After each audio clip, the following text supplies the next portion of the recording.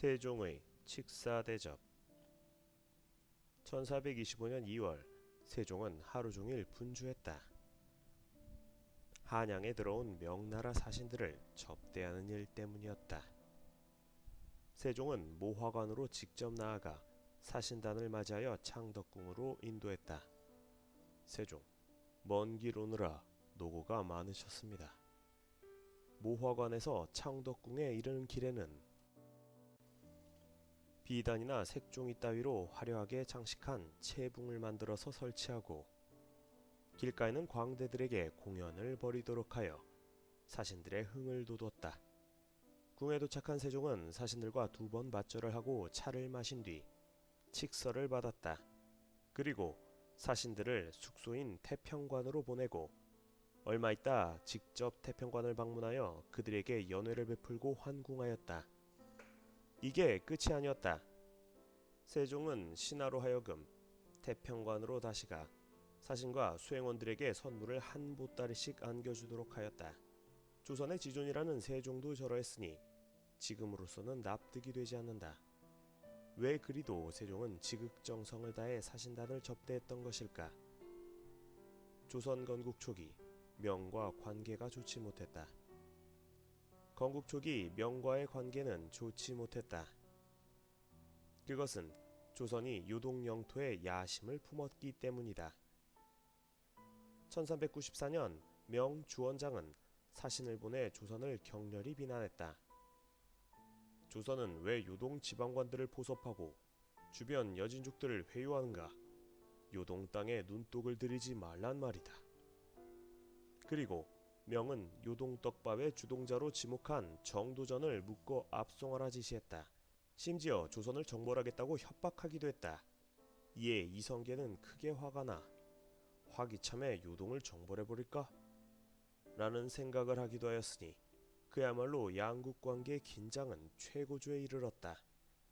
하지만 1398년 왕자의 난으로 정도전이 죽고 태종이 즉위한 후 명에서도 영락제가 새로 즉위하며 양국 관계는 개선될 수 있었다. 다만 영락제는 팽창주의자였다. 그는 몽골과 베트남을 점령했고 요동의 여진족에 대해서도 적극적인 실력 행사에 나섰다. 영락제의 공세적인 요동 정책은 당연히 조선에게도 위협이었다. 때문에 태종과 세종은 명에 고분고분할 수밖에 없었고 그 와중에 실리를 도모하며 안정을 찾고자 했던 것이었다. 명 사신단의 면모. 세종 즉위 이후 양국 관계가 안정궤도에 오르자 두 나라 사이에는 사신들이 자주 오갔다. 특히 세종 재위 시기에만 사신을 총 131차례나 파견하였으니 연평균 4차례나 되는 셈이다. 명 또한 조선의 여러가지 명목으로 사신을 파견했다.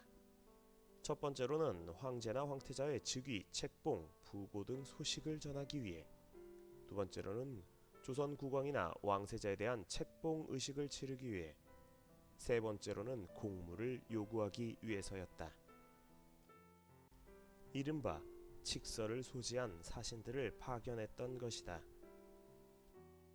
명은 나라가 문을 닫을 때까지 총 188회나 조선의 사신을 파견했고 이 중 세종 재위기간 동안에 무려 36번 파견하였으니 연 1회꼴이었다. 주목할 것은 임란 이전까지 칙사들 중에 유독 환관이 많았다는 사실이다. 그 가운데 조선 출신 환관들도 많았다. 고로 조선 출신 환관에게 조선 국왕들이 맞절을 해야 했던 것이다. 이들 사신들은 탐욕스러웠으며 제멋대로 굴기 일쑤였다. 또 갖가지 무리한 요구로 조정을 괴롭혔다.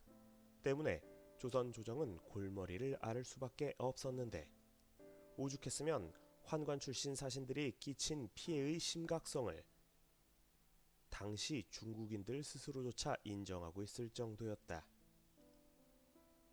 명나라 사신들, 조선에서 즐긴 풀코스. 당시 명의 사신은 중국 황제의 칙서를 가지고 오는 사신이라 하여 칙사라 불렸고 칙사 대접이야말로 국가적인 대사였다. 그래서 현재의 관용어로까지 쓰인다. 당시 칙사 대접의 모습은 이러했다. 먼저 사신이 온다는 소식이 들리면 일단 길부터 부랴부랴 닦아야 했다. 당시 조선은 도로 사정이 매우 열악했다.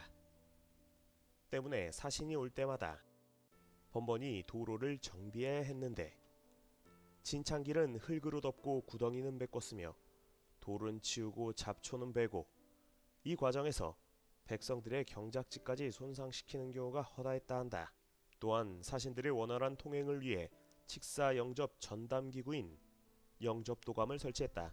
그리고 명사신이 압록강을 건너 의주에 도착하면 곧바로 정승급 인물이 접반사로 임명되어 영접을 나갔다. 이어 사신이 오는 도중 지나는 안주, 평양, 개성 등 주요 도시에서도 고위급 신료들을 파견해 문안하게 했다. 때로 사신은 평양에 이르러 단군, 기자, 동명왕묘에 참배하기도 했다. 그리고 사신이 한양 부근에 당도하면 일단 영은문 주위에 있는 모화관에서 잠시 휴식하도록 했다. 이들이 모화관에 당도했다는 소식이 들리면 왕은 곧 모화관으로 거동하여 사신들을 직접 영접하였는데 궁으로 인도하는 동안 앞서 말한 채붕 설치와 광대 동원 등 대대적인 환영 행사가 이어졌다. 곧 경복궁이나 창덕궁에 도착하면 칙서를 전달하는 의식을 치른 뒤 저녁에는 사신의 숙소인 태평관에서 연회를 받았다. 그리고 다음 날에도 잔치는 이어졌다. 또 공식 일정이 끝나면 한강에 유람선을 띄워 접대하거나 조선 문신들과 시를 짓고 낭송하는 행사까지 벌였다. 여기에 조선 왕실은 사신들에게 수시로 예물과 예단을 바쳐 환심을 사려 했고 사신이 귀국할 때면 환송 의미로 또 한 번 거나하게 고별잔치를 벌였다.